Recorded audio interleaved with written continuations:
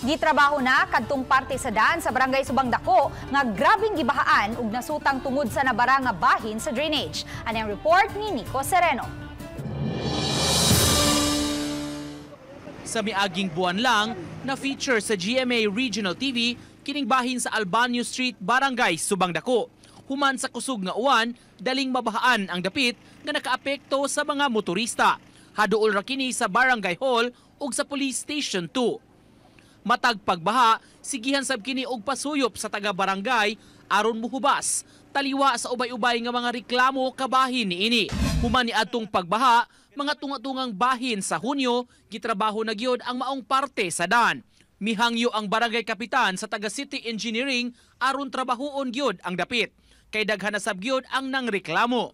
Lagi ni mahimo nga inani ni kay sigig uwan. Abot gud din tubig sa tubangan barangay hall na. Pasabot ni Manatad, nasuta nga nabara ang parte sa drainage sa unahan padung sa Mahiga Creek maong napondog yun ang tubig. Gihimo kuno ang pag-divert una sa drainage sa Pikas Bahin. At least dili na siya maglagon diya. Kay siguro siya ko kay di man sad mahimo din ako pasuyupan yan. Nakaguba na ta sa kuan sa katong suction pump equipment sa city. Truck ba? Kay magpuli-puli man among truck ug among suction diri kuan. Ya karon sa tungod sa sigig halos kada adlaw may nagpasuyop. Banik Lance Gabutin, Nico Sereno, Balitang Bisdak.